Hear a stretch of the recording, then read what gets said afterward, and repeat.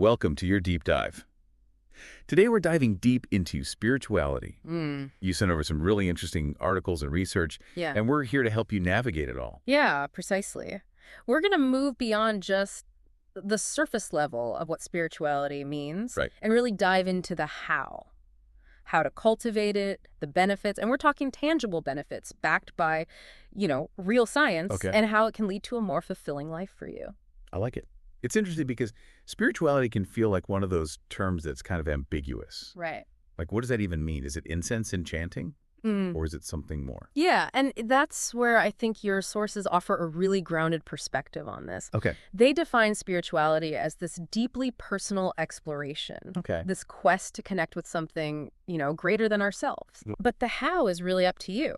I like that. It's less about adhering to a specific doctrine or dogma and more about discovering practices that resonate with your own values and aspirations. Okay, so less about fitting into a predefined box Exactly. and more about discovering what speaks to you personally. Yes, very much so. Now, I'm curious, what are some of the specific practices that your research highlights? Because you know me, I'm all about practical application. Absolutely. And your sources offer some really insightful suggestions. Okay. Some of them range from traditional practices, things you might expect like meditation, yoga, Sure. to things that are maybe a little more unexpected, like spending time in nature or engaging in creative pursuits.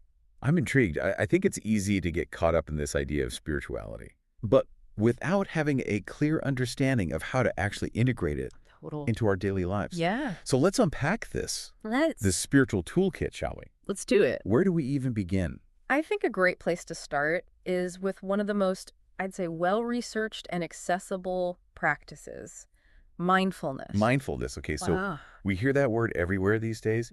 What does that actually look like in practice? Yeah. And how does it fit into this idea of a personalized spiritual toolkit? Right. And I think that's the beauty of mindfulness. Okay. Is that it can be so adaptable to, your life and your preferences. It's not about, Right. emptying your mind and sitting cross-legged on a mountaintop. Right. No judgment if you're into that. Unless that's your jam, of course. Exactly.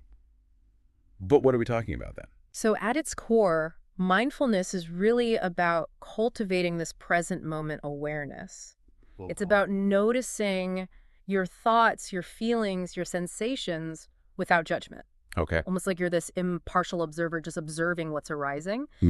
And your sources highlight practices, like even just focused breathing exercises, Right. where you're really concentrating on the sensation of each inhale and each exhale. It's like hitting the pause button Yes. on the constant chatter of our minds Exactly. and just like being present. Exactly. And your sources point out that this pause button can be pressed anytime, anywhere. I like that.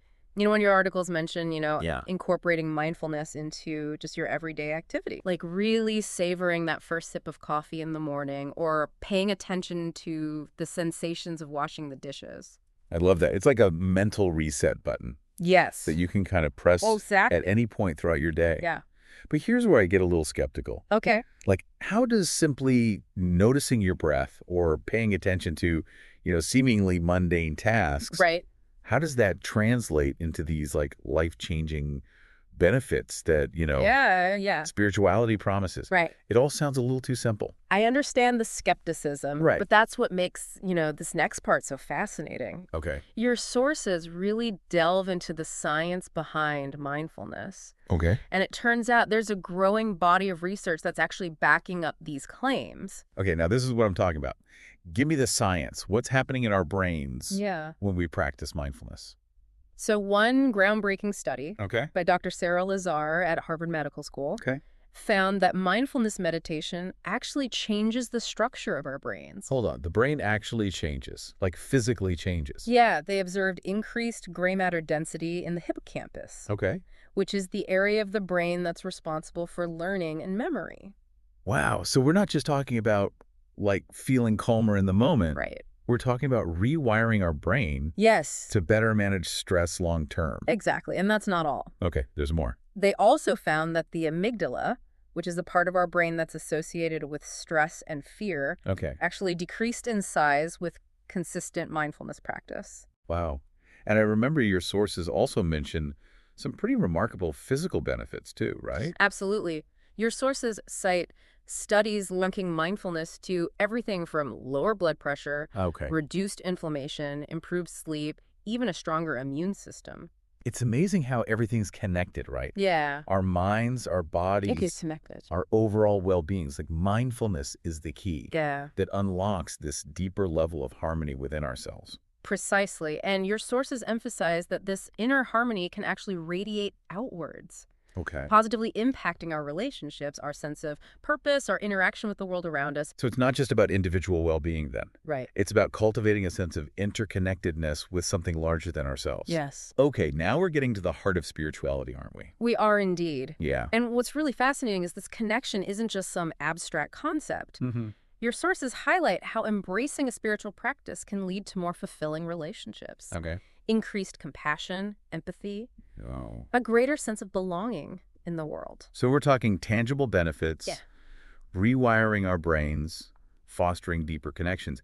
But what resonates most with me is how this all ties back to finding a sense of purpose, Yeah, which can feel so elusive it really can be. sometimes. Absolutely. And your sources offer some really, I think, compelling insights into how cultivating a spiritual practice can help illuminate that path for people. Okay. One study I thought was really interesting, published in the Journal of Personality and Social Psychology, found that individuals who reported having a strong sense of purpose also tended to engage in practices like meditation, prayer, or spending time in nature. So it's not that those things directly lead to purpose, Right. but they kind of go hand in hand. Yeah, it's like they're all part of the same sort of puzzle. Okay. Interesting. Yeah, and the researchers suggest that these practices can help us kind of quiet the noise of daily life and allow us to tap into our intuition a little bit more Yeah. and gain more clarity about what really matters to us. So it's like they create space for self-discovery and reflection. Exactly. Okay, that makes sense. Yeah. But I'm also wondering, how does this sense of purpose translate into our interactions with the world? Like, it's one thing to feel connected to something greater than ourselves, but how does that actually translate into action? That's a great question. And it brings us to one of the most, I think, compelling aspects of this whole deep dive, which is the interconnectedness of it all. Okay. Your sources really emphasize that as we cultivate a stronger connection to ourselves and something larger, we naturally become more attuned to the needs of others and the needs of the world around us. It's like that ripple effect. Yes, exactly. It starts with ourselves and it expands outward. Exactly. So it's not just about personal growth. Right. It's about recognizing our responsibility to actually like contribute something positive Yes. to the world. I love that. Yeah. Your sources highlight how cultivating a spiritual practice often leads to increased compassion, empathy, a desire to make a difference. It's about recognizing that we are all a part of something so much larger than ourselves, and that our actions, however small they may seem, can create a ripple effect Yeah. of positive change in the world. That's a really powerful message to end on. It is. It feels empowering, Yeah. Yeah. knowing that by investing in our own spiritual growth, Yeah. we're also contributing to something much bigger. Absolutely. And remember, this is a journey, not a destination. Right. It's about taking those small steps each day, experimenting with different practices, and really just discovering what resonates with you personally. It's about curating that spiritual toolkit Exactly. that speaks to you. Yes. And as you continue on your journey, just be patient with yourself, stay curious, and remain open to the transformative power of embracing a more spiritual life. Such great advice. This has been an incredibly insightful deep dive.